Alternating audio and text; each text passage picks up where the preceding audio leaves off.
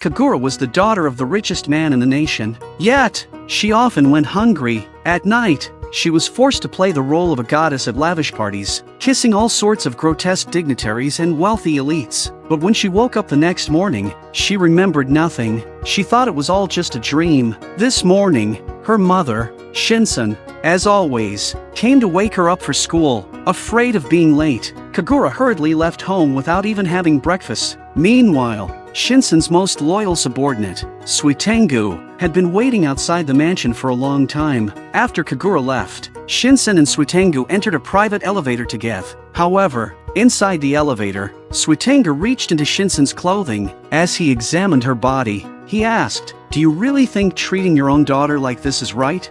Shinsen was the president of the Tanu Corporation. Her business acumen was as remarkable as her beauty. In just a few short years, she had transformed Tanu into the nation's leading conglomerate. In secret, she also founded a mysterious club that charged exorbitant membership fees. It was rumored that this club had a goddess. Some people, even at the cost of bankruptcy or taking out high-interest loans, would do anything just to catch a glimpse of this legendary goddess. One such man had borrowed heavily from Tanu to purchase a ticket to this enigmatic club. Today was his repayment deadline. He scoured every corner of his house, gathering all the money he could find to repay the debt. At that moment, his son asked him for some money to buy a football. The man, irritated, told the boy to get lost, but the son secretly took one of the bills to buy the football anyway. When Sangu came to collect the debt, he found that one bill was missing. Without hesitation, Sangu killed the man. When the son realized he had done wrong by stealing the money, he rushed home to apologize to his father, but it was too late. His father had been forced to hang himself in the stairwell. Sangu coldly told the boy,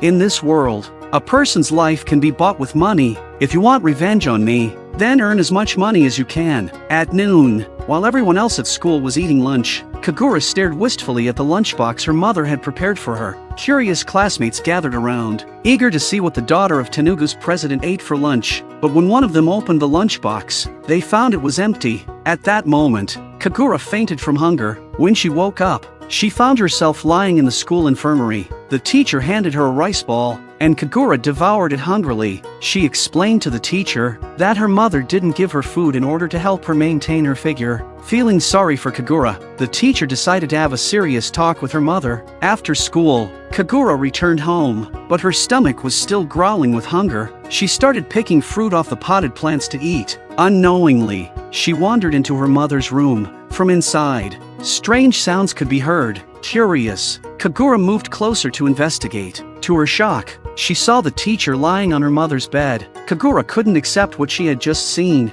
She turned and ran out of the room. Shinsen calmly dressed herself. She then opened the door to a room stacked with cash. According to the agreement between her and the teacher can take as much money as he wants. But the condition is that she must leave the house naked. A large amount of money can quickly corrupt a person's soul. Even a teacher of noble character is no exception, and this is also one of the social lessons that Shinsen wanted to teach Kagura. There's nothing in this world that money can't buy. Sangu arrived to take Kagura to her piano lessons. However, Kagura's lack of talent angered the piano teacher. The teacher couldn't tolerate her clumsy hands pounding on the keys. After the teacher stormed off, Sangu began hypnotizing Kagura and said the time had come. Sangu was preparing her to go to the club as the goddess. The renowned journalist Saiga was entrusted by high-ranking police officials with a mission to investigate a man named Sangu, who was suspected of being the mastermind behind a mysterious club. Disguising his identity, Saiga successfully infiltrated the enigmatic club. To his astonishment, he discovered that the members of this exclusive club traveled there by subway. Saiga was then led to a massive underground palace. In this palace, he recognized many familiar faces, officials, famous actors, and singers. He began exploring the area, eventually spotting Sangu on the lower floor. Saiga immediately followed him, but the sprawling palace caused him to lose his way. By chance, he stumbled into a grand hall, where he saw Sangu upstairs addressing the crowd, seemingly brainwashing them. Sangu proclaimed that, if someone was chosen, they would receive the goddess's blessing. A wealthy man soon stepped onto the stage. and Suitenga declared that if the man earned the goddess's favor, he would experience endless happiness. Moments later, a woman descended slowly from above. She was the so-called goddess, revered by all as someone who could grant any wish. The wealthy man opened his arms to welcome her. Seizing the moment, Saiga quickly took out his camera and captured evidence of the scene.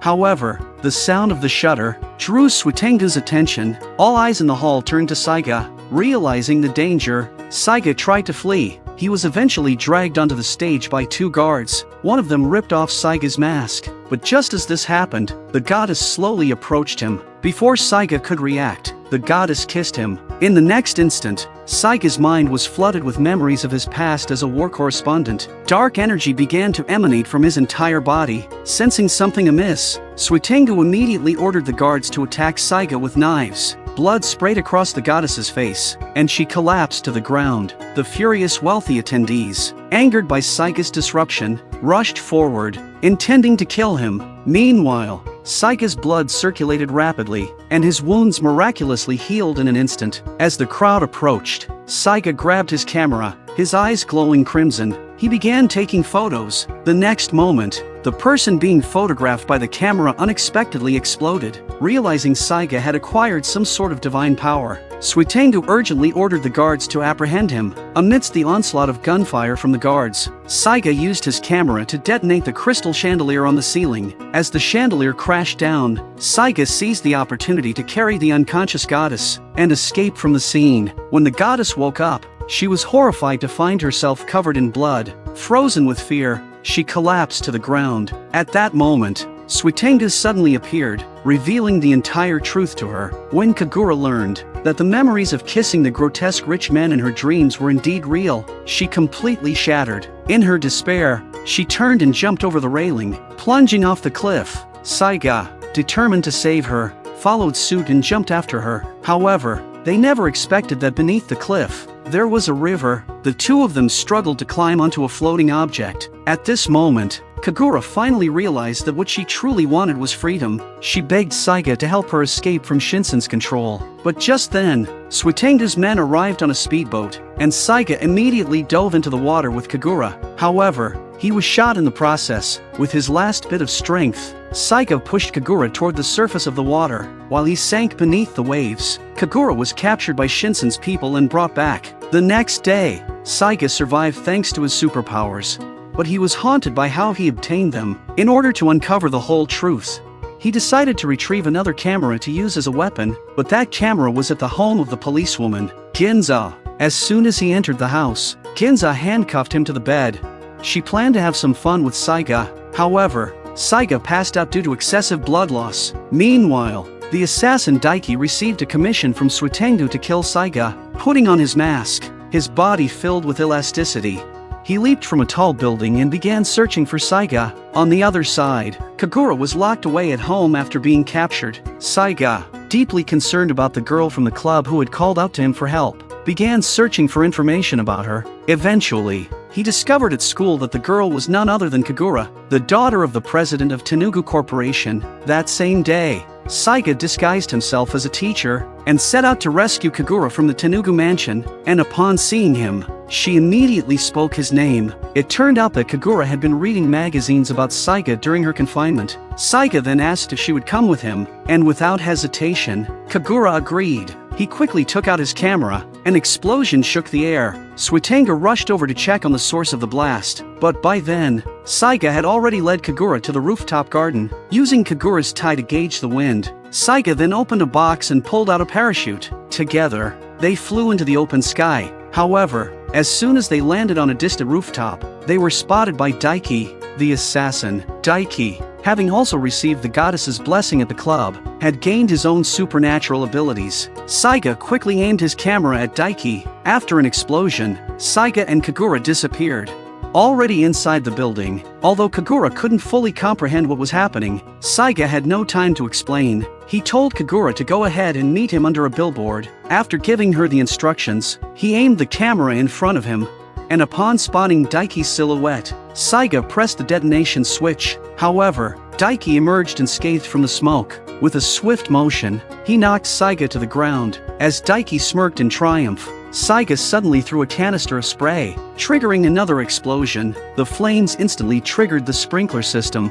But Daiki was still unharmed. He grabbed Saiga by the neck, telling him that to kill a superpowered being, he would have to sever their head. Just as Daiki prepared to snap Saiga's neck, Saiga used a shard of glass to reflect the light, and then detonated Daiki's head with the camera.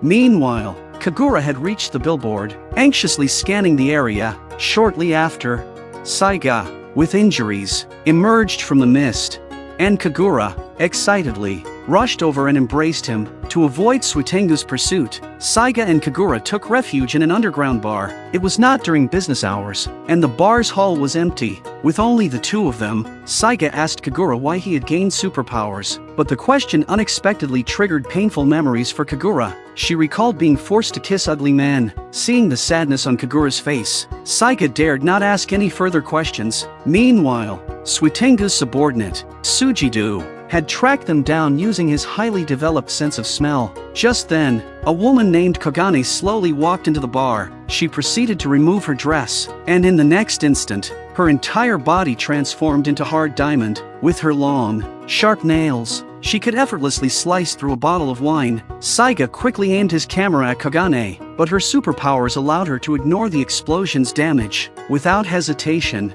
she lunged at Saiga. However, what she didn't know was that the bar's staff were all Saiga's close friends. Everyone picked up bottles and threw them at Kagane. Seizing the opportunity, Saiga charged at Kagane with his body, and together with Kagura, they made a hasty escape. But Suitengu's men were in hot pursuit. Kagane, sitting in a car, pulled out a handgun, and to everyone's shock, she shot and killed all of her own teammates. She then leapt out of the car, and used her sharp claws to stab Saiga in the stomach. Saiga lost consciousness. Kagane then grabbed Kagura, and took her back to her own home. Soon, Suitengu's men arrived at the scene. At that moment, Saiga regained consciousness. He grabbed his camera and faced off against the enemies. Just then, Kagane called Sujidu, informing them that if they wanted to redeem Kagura, they would need to exchange a large amount of diamonds. It was clear that Kagane had betrayed Suitengu. Saiga hijacked a car and fled the scene. He then infiltrated Kagane's house, pulling the power switch to plunge the place into darkness. Realizing the danger, Kagane immediately transformed into her diamond form.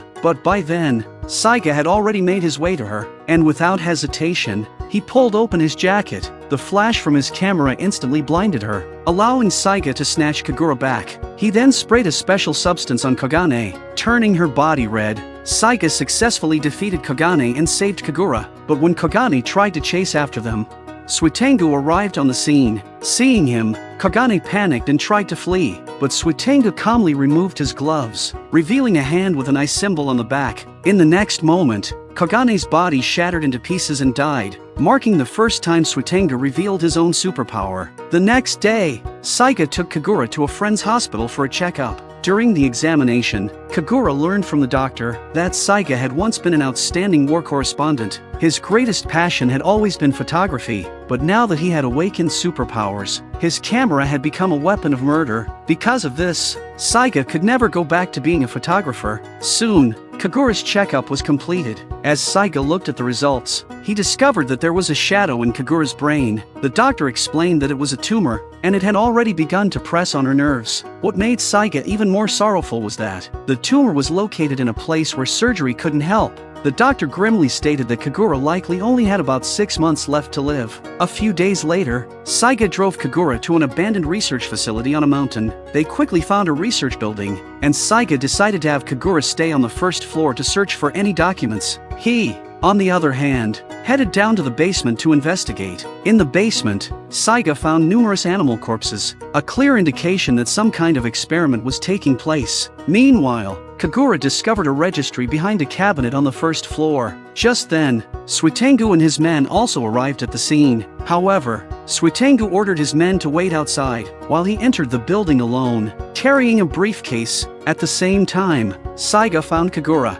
He discovered a hidden passage, but he told her to go ahead, as he had many questions he needed to ask Suitengu in person. After sending Kagura off, Saiga confronted Suitengu. He wanted to know what had happened to his own body, and what they had done to Kagura. Suitengu revealed that Kagura's body was the result of mutations, and her kiss would trigger the dormant virus within Saiga, granting him superpowers. Suitenga then threw the briefcase at Saiga, which was filled with money, offering it as payment for taking care of Kagura. However, Saiga, holding his camera, threatened Suitenga to return his body to normal. But unfortunately, the mutation was irreversible. Suitenga then proposed that Saiga join them, promising him limitless wealth, but only if he handed Kagura back. Saiga immediately refused. Angered, Suitenga removed his gloves and set the money on fire. Saiga used his camera to blow up the ceiling's decoration, creating a dust cloud to cover the flames. At this moment, Suitenga's eyes had turned blood red. Suddenly, Suitenga's body began to bleed profusely, and he manipulated the blood, turning it into bullets, shooting them at Saiga. Saiga could only bend down, barely managing to shield himself. Suitenga then sprouted bloody wings and flew into the air, continuing his assault on Saiga. Saiga tried to counterattack, but in the next moment, his camera was destroyed. Suitenga unleashed a large number of blood pillars, trapping Saiga. Then a blood man suddenly appeared behind Saiga. In a critical moment, Saiga used a small camera to blow up the floor. Dropping down, Suitenga couldn't find Saiga in the ruins, so he turned and left the research facility. A few days later, Suitenga arranged for the marriage registration office to come to the house. As long as he and Shinsen both signed the agreement, they would become a legal couple. At that point, Suitenga would be able to control the Tenugu Corporation without opposition. But just then, Kagura suddenly appeared. She revealed to her mother that Suitenga had been keeping her captive. However, Shinsen didn't believe her daughter's words. Instead, she pulled out a handgun, saying it contained 4 bullets. She then ordered Kagura and Suitenga to take turns shooting at each other, suspecting that Kagura and Suitenga had secretly teamed up against her. At this moment, Tsujido on the side picked up the handgun and began shooting at Shinsen, but the gun was empty. It turned out that Shinsen was testing them, but now Shinsen saw Suitenga's true nature completely. In this way, 2 seemingly affectionate individuals turned against each other completely for their own interests. At Shinsen's command, she called out all the maids with guns, ready to eliminate those who had betrayed her. However, Suitenga used his superpowers to eliminate all the maids directly. He then found Shinsen and cruelly strangled her. The plan for Suitenga and Shinsen to marry failed, but he changed the marriage target to the heiress,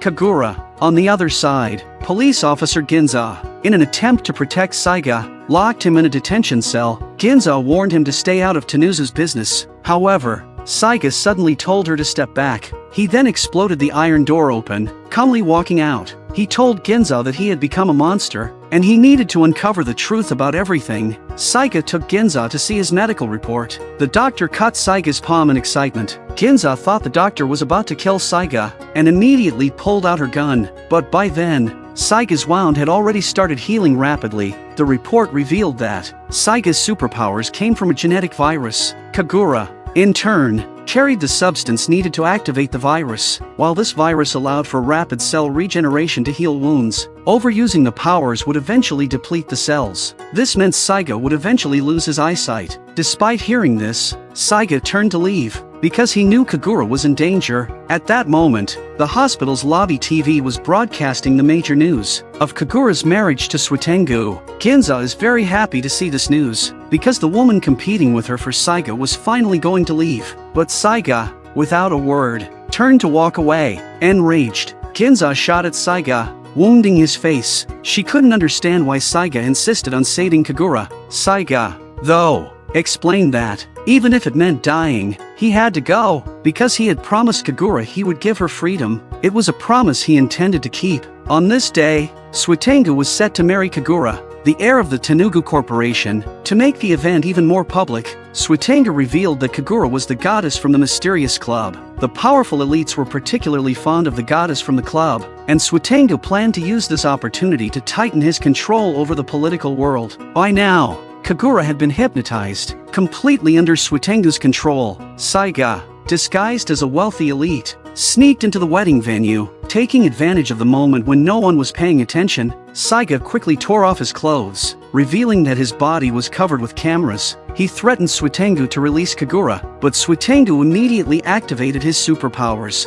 This was exactly what Saiga had been waiting for. he swiftly detonated the church's walls, causing an explosion that drew the attention of the reporters outside. Some officials, eager to save face, hurriedly fled the scene. Saiga took a risk, betting that Suitengu wouldn't dare reveal his true powers in front of the press. However, to Saiga's surprise, Suitengu unleashed his powers mercilessly and attacked him. Taking advantage of the chaos, Saiga grabbed the unconscious Kagura and ran. Just as Suitengu was about to pursue, he was surrounded by a crowd of reporters. In the meantime, Saiga successfully escaped with Kagura. However, Suitengu's control over the media was far too powerful. By the next day, the scandal surrounding the wedding had completely disappeared, and Saiga was now labeled a criminal wanted for kidnapping the bride. Under Suitengu's leadership, the Tanu Corporation was thriving, raking in wealth through various means, and, relying on him in various means, has successfully gained control over the judicial and police systems. However, on this day,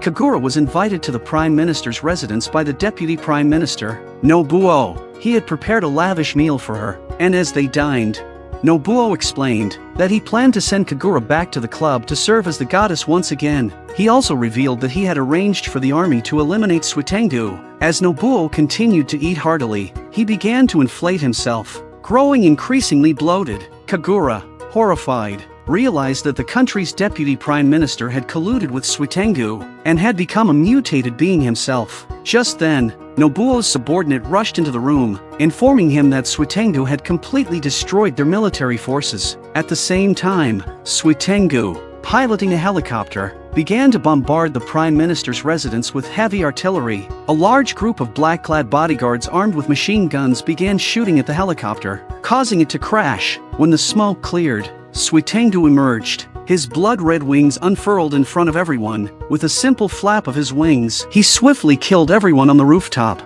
Meanwhile, the high-ranking officials who had been allied with Nobuo were trapped in the club, watching Suitengu's massacre live. Terrified, they froze in place, paralyzed by fear. For Suitengu, these corrupt old men deserved nothing but death. Suitengu, now preparing to go against the entire nation, dismissed his closest subordinates, not wanting them to risk their lives in his war for revenge. Meanwhile, Nobuo, corrupted and evil, approached Kagura. In the critical moment, Saiga exploded into the room, and Kagura immediately hid behind him. However, Nobuo's corrosive saliva dissolved Saiga's camera. Just then, Suitengu appeared, his only desire now being to kill the deputy prime minister, a man corrupted by money and desire. At this point, Saiga learned the full truth from Suitengu. 15 years ago, Nobuo had been the financial officer. In order to gain Suitengu's sister, he used his position to sell Suitengu abroad as a mercenary. Suitengu was severely wounded in a war,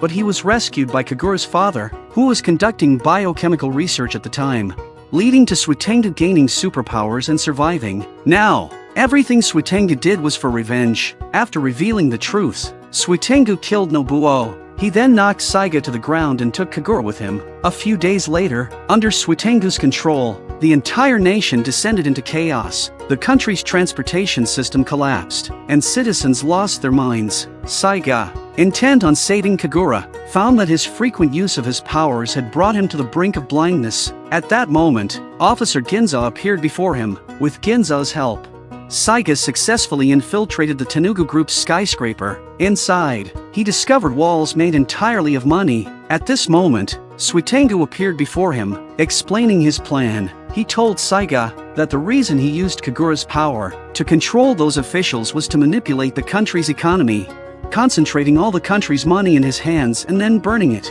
causing the corrupt country to go bankrupt entirely. He loathed this corrupt country. After completing all of this, he planned to commit suicide with Kagura. After saying this, Suitengu launched an attack, but at that moment, a missile launched towards them. Seizing the opportunity, Saiga immediately ran to Kagura's room and carried her. However, the brainwashed Kagura believed that she was the real culprit and that death was her destiny. But Saiga gave her hope, because he had promised to help her find freedom, and most importantly, he had fallen in love with her. While the two embraced each other deeply, Suitengu arrived. Saiga told Ginza to take care of Kagura, and he went alone to face Suitengu in the final battle. But Saiga's eyes had reached their limit. He had only one more chance to use his powers. However, a missile was rapidly approaching Suitengu. Without hesitation, Saiga detonated the missile to save Suitengu. As a result, Saiga's eyes were completely blinded.